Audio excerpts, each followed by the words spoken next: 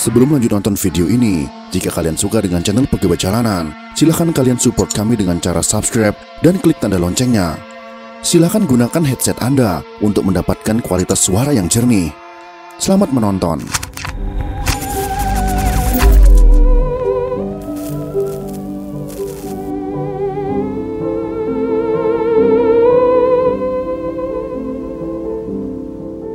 Bagi masyarakat di luar Pulau Jawa, mungkin tidak pernah mendengar tragedi ini, di mana banyak korban berjatuhan. Tragedi pembantaian di Banyuwangi pada tahun 1998 adalah peristiwa pembantaian terhadap orang-orang yang diduga dukun santet. Kejadian pembantaian ini bermula pada bulan Februari tahun 1998. Awalnya banyak orang menduga ini hanya kasus pembunuhan biasa karena belum banyaknya korban yang berjatuhan. Namun dari sinilah awal rentetan pembunuhan yang berujung pada pembantaian orang-orang yang dikira dukun santet. Kasus demi kasus ditemukan, yang awalnya menduga hanya dukun santet berubah menjadi pembunuhan kiai-kiai, guru mengaji, dukun suwu atau penyembuh, dan tokoh-tokoh masyarakat.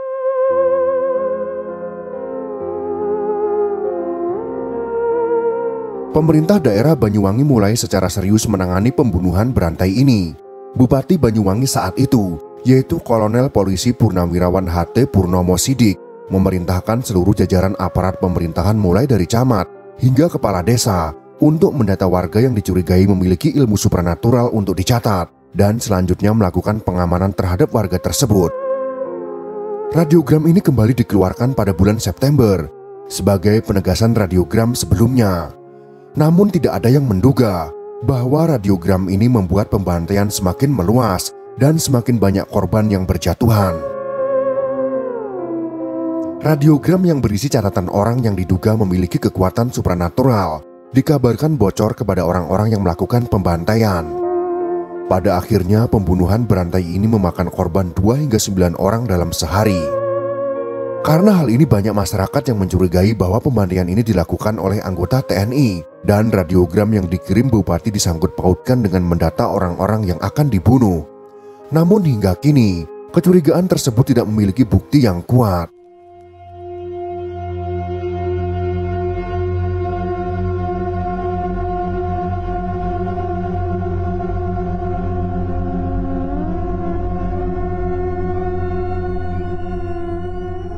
Pembantaian semakin mencekam dengan kemunculan oknum-oknum berpakaian hitam tertutup yang kemudian disebut dengan ninja. Ninja tersebut memakai pakaian serba hitam dan kedapatan memakai handy talkie dalam beroperasi. Ada 2 versi mengenai ninja ini. Ada yang menyebutkan bahwa ninja tersebut adalah orang yang hanya berkostum hitam dan membawa senjata. Sedangkan yang lain menceritakan bahwa sosok ninja yang mereka lihat adalah seperti ninja di Jepang yang mampu bergerak ringan melompat dari sisi ke sisi yang tidak akan bisa dilakukan oleh manusia biasa. Mereka sangat terlatih dan sistematis. Saat itu yang terjadi adalah listrik tiba-tiba mati, dan di saat kemudian terdapat seseorang yang sudah meninggal karena dibunuh. Korban yang dibunuh akan mati mengenaskan dengan kondisi tercabik, patah tulang, atau kepala pecah. Tidak hanya sampai di situ, banyak pula korban yang diseret, dikalungi tali, kemudian dipukuli hingga tewas. Sungguh sangat sadis apa yang mereka lakukan. Gerombolan datang dengan kostum ninja, memadamkan lampu, menggedor dan mendobrak pintu, lalu menyeret korban. Mereka dianiaya, dipukuli, diseret, dan dibunuh beramai-ramai. Setelah korban sekarat, mereka berteriak-teriak hingga masyarakat berhamburan keluar, lalu mereka pergi menghilang. Orang-orang Muslim, laki-laki, perempuan, tua renta, mereka bantai dengan sadis. Bahkan ada seorang korban yang dibunuh di masjid ketika sedang sholat tahajud. Dengan peristiwa itu, kini kaum muslimin di Banyuwangi yang biasanya sholat tahajud di musola tidak berani lagi. Bahkan sholat tahajud di dalam rumah saja mereka tidak berani, lantaran untuk wudhu mereka harus keluar rumah. Ketakutan yang ditimbulkan dari rentetan teror oleh ninja hingga menyebabkan kepanikan massal saat itu di Banyuwangi. Masyarakat Banyuwangi memilih tidur di teras rumah dan warga bergantian berjaga di kampung-kampung. Mereka mempersenjatai diri dengan alat seadanya. Berminggu-minggu masyarakat Banyuwangi tidak dapat tidur dengan tenang. Ditambah lagi Indonesia kala itu juga sedang mengalami krisis. Lama-kelamaan para ninja juga mulai meneror di siang hari dan tak segan melakukan pembunuhan. Bahkan banyak yang mengatakan bahwa ninja bisa terbang dan meloncat dari rumah ke rumah. Malam harinya loteng-loteng rumah seolah-olah digedor-gedor dengan bunyi yang mengerikan. Postur tubuh para ninja yang berbadan tegap dan besar menambah kesan intimidasi. Polisi sendiri dianggap kesulitan mengatasi aksi ninja, hingga para warga kemudian memilih mengungsi ke tempat yang lebih aman. Berikut ini adalah laporan sementara kasus santet Banyuwangi, kesaksian tragedi Banyuwangi, tim pencari fakta pengurus wilayah Nahdlatul Ulama Jawa Timur pada bulan November tahun 1998. Kasus yang terjadi di bulan Juli memakan korban hanya kisaran 5 orang. Di bulan berikutnya, Agustus meningkat menjadi 47 kasus dan 2 kali lipat meningkat kembali pada bulan September, yakni 80 kasus. Kasus-kasus pembunuhan misterius semacam ini pada bulan-bulan berikutnya ternyata tak hanya terjadi di Banyuwangi. Berbagai kota ikut menyusul, sempat juga terjadi di Jember, Pasuruan, Situbondo, Bondowoso, dan di 3 kabupaten di Madura, yakni Sumeneb, Sampang, dan Pamekasan.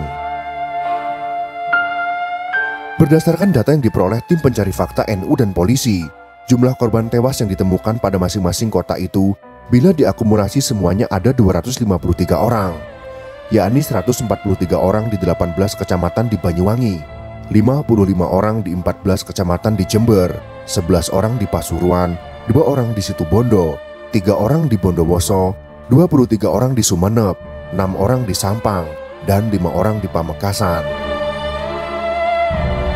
Di antara banyaknya jumlah korban itu, di dalamnya terdapat orang-orang NU, yang sebagian di antara mereka berlatar belakang sebagai guru ngaji, salah satunya seperti korban di Banyuwangi.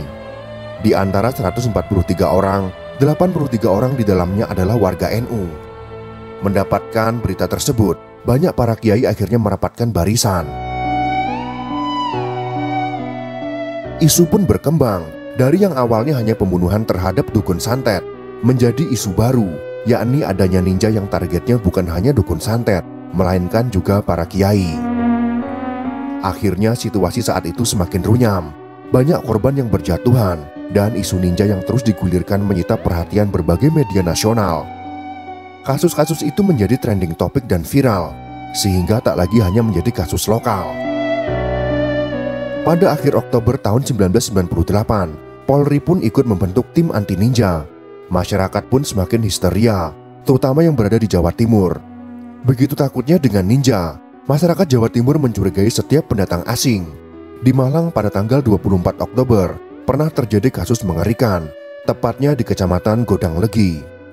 Hari itu ada 5 orang asing yang datang ke kecamatan itu. Karena dicurigai ninja, akhirnya 5 orang itu dibantai massa. Di antara kelimanya, ada yang dibakar, dipenggal, dan lalu diarak mengelilingi kota. Padahal kelima orang itu identitas sebenarnya belum diketahui dengan pasti.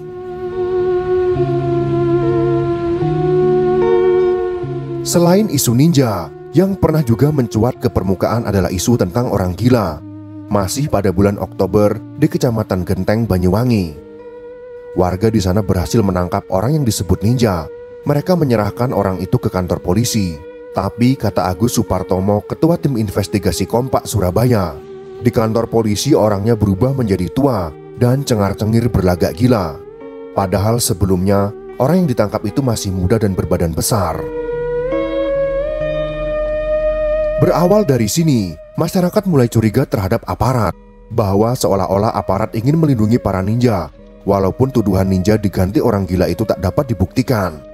Tapi memang waktu itu, tak sedikit orang yang mencurigai aparat sebagai dalang di balik kemunculan fenomena ninja, terutama ketika 5 oknum ABRI yang dicurigai ninja dan berhasil ditangkap warga. Namun hingga saat ini, kecurigaan tersebut tidak pernah terbukti. Selain kecurigaan terhadap ABRI, ada juga kecurigaan lain, yakni kecurigaan bahwa di balik peristiwa mengerikan di Banyuwangi itu adalah ulah dari PKI. Pernyataan semacam ini keluar dari seorang intelektual muslim yang sangat terkenal rasional saat itu, yaitu Nurkolis Majid. Ia mengatakan, Banyuwangi yang terletak di Jawa Timur bagian selatan termasuk basis PKI.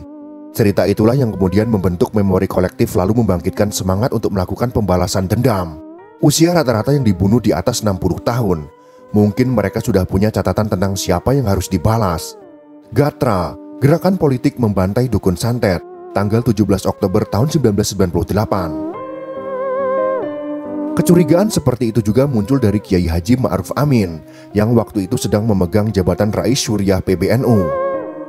Beliau mengatakan, secara fisik mereka sudah hancur, tetapi secara ideologis mereka masih ada. Saiful Rahim, Merah Darah Santet di Banyuwangi, tahun 1998. Namun soal kecurigaan terhadap PKI, Abdurrahman Wahid yang akrab dipanggil dengan Gus Dur, yang waktu itu sedang menjabat sebagai Ketua PBNU, tidak sejalan dengan dugaan tersebut.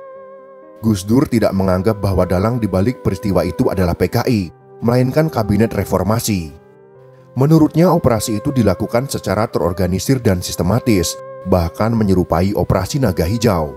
Surya, Gus Dur, ada menteri terlibat, tanggal 20 Oktober tahun 1998. Gus Dur mengatakan, buktinya tak hanya terjadi di Jawa Timur, tapi merembet ke Jawa Tengah dan bahkan Jawa Barat. Sasarannya pun jelas, meskipun mereka berdalih sasaran mereka adalah dukun santet, tapi kenyataannya yang menjadi sasaran adalah guru mengaji, kiai, dan sejenisnya. Saiful Rahim, Merah Darah Santet di Banyuwangi, tahun 1998. Setelah 24 tahun kasus ini berlalu, masih menjadi misteri siapa yang menjadi dalang pembantaian ini tak pernah terungkap. Komnas HAM sempat ingin membuka kembali kasus ini untuk mengurai peristiwa itu. Namun dari pihak-pihak lain menyarankan sebaiknya kasus ini ditutup saja. Mengingat karena kejadian ini banyak warga yang menjadi korban salah tangkap. Sampai saat ini pula dalang dari pembantaian ini masih belum ditemukan. Bagi kita yang beragama Islam, tentu kita berduka karena banyak ulama, kiai dan guru ngaji yang menjadi korban kebiadaban ini. Semoga kejadian seperti ini tidak pernah terulang lagi di negara kita. Biarkan negara kita menjadi negara yang aman, damai, maju dan sejahtera rakyatnya. Semoga informasi sejarah ini bisa bermanfaat untuk kita semua. Jika kalian suka dengan video ini, silakan berikan jempol ke atas. Dan jika kalian menganggap video ini bermanfaat, maka bagikanlah untuk teman-teman Anda yang lain. Terima kasih sudah menonton.